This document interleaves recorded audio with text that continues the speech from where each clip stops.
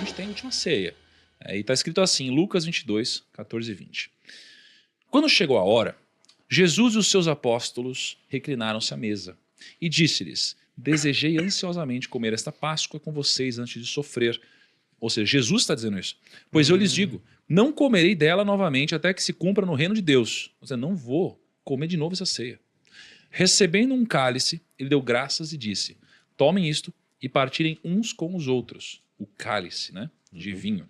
Vinho, né? Eu vou dar outro argumento. Na Santa Ceia não podia ter nada fermentado. Era cálice do quê? De água? Não, é suco de uva. Tá bom. Que ele fala o suco da vide. Não, pode ser. Pois eu lhes digo que não beberei outra vez do fruto da videira até que venha o reino de Deus. Aí, o suco da vide, o fruto da videira. Tomando o pão, deu graças, partiu e o deu aos discípulos, dizendo: isto é meu corpo, dado em favor de vocês.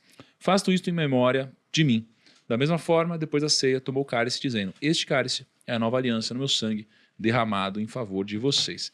E aqui, na última ceia, acontecem algumas coisas muito interessantes. Jesus ele prevê alguns acontecimentos. Ele sabia aí que ele ia ser pego? Ele traído? Sabia. Ele é questionado, inclusive, por João, nesse caso, não é? E essa cena do questionamento de João, ela é surreal. Até como o evangelho de João conta, é mais emblemático. Porque, veja bem, até quando eu perguntei, é a Santa Ceia de Leonardo da Vinci? Porque, geralmente, se a galera em casa não souber, depois dá uma olhada no Google aí, coloca assim, Última Ceia Leonardo da Vinci. Coloca nas imagens, vai aparecer para você. Aquele quadro, olha aí que você vai até ver, aquele quadro que Leonardo da Vinci pintou, que hoje está lá em Santa Maria delle Grazie, no mosteiro, lá em Milão, você tem Jesus ao centro, tá certo? Jesus está ao centro assim, 6 discípulos de um lado, 6 discípulos do outro, e Judas com o sactel de dinheiro aqui na mão. E Jesus ao centro. Só que essa é uma visão anacrônica que Leonardo da Vinci teve na época do renascentismo, porque as ceias na época de Jesus não eram desse jeito. Na época de Jesus, a ceia, as pessoas reclinavam-se em acolchoados, como se estivesse num divã. Então, aqui, por exemplo, daria para eu fazer. Eu colocaria meu pé para cá, entendeu? E eu comeria reclinado assim, ó. Botar o microfone. Assim. Aí você com a mão direita toca no prato e a esquerda você reclina. Outra diferença, além de estar todo mundo reclinado, Jesus não ficava ao centro. Pelo código de etiqueta da época, conseguiu achar aí? A Santa Ceia da Vinci? Não era desse jeito. Entendi. Não era desse jeito. Pelo código de etiqueta, o anfitrião, que era Jesus, ficaria na posição que o Tiago está. Na ponta. Na ponta. E era geralmente em forma de U a mesa. Em forma de U, triclínio. Jesus ficaria na ponta.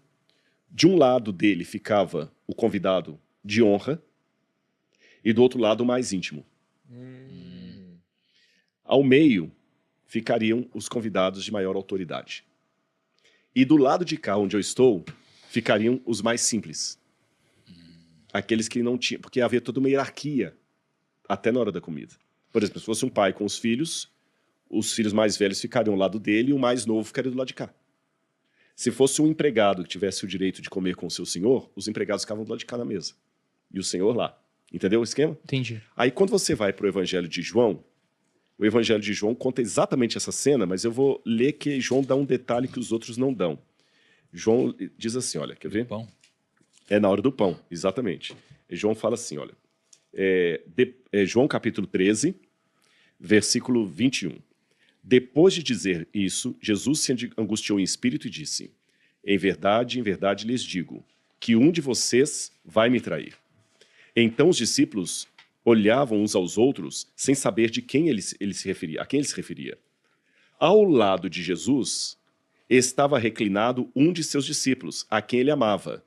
Lembra que eu falei que os mais íntimos e os mais elevados ficavam ali? Ao lado de Jesus estava reclinado, como eu falei, reclinado, um discípulo a quem ele amava. O discípulo, o apóstolo João. Tá certo? O apóstolo João. Então a ideia era o seguinte, do outro lado, ali da mesa, onde estaria o Tiago, ficaria o apóstolo João do lado dele. Por isso que João podia reclinar a cabeça no ombro de Jesus na hora de comer. Pronto, muito bem. Aí vamos continuar. Simão Pedro fez um sinal ao discípulo amado para que perguntasse a quem Jesus se referia. Raciocina. Para Pedro fazer o sinal para ele, é porque Pedro estava do lado de cá. Jesus, de propósito, para dar uma lição em Pedro, para trabalhar também o ego do Pedro, que era o mais velho, Jesus colocou Pedro do lado dos mais simples.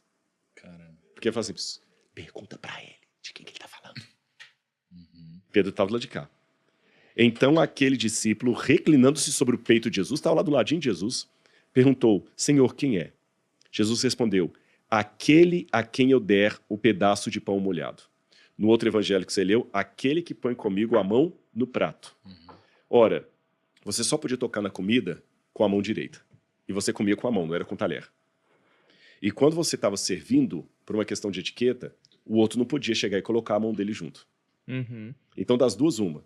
Ou quando Jesus estava servindo, Judas se distraiu e colocou a mão com ele junto no prato, ou Jesus pegou o pedaço de pão e entregou. Só que para Jesus entregar um pedaço de pão molhado de vinho para o discípulo, onde é que ele tinha que estar sentado ou reclinado? Do outro lado. Isso significa que Jesus, até o último instante, tentou trabalhar com o coração de Judas. Ele colocou Judas em posição de honra.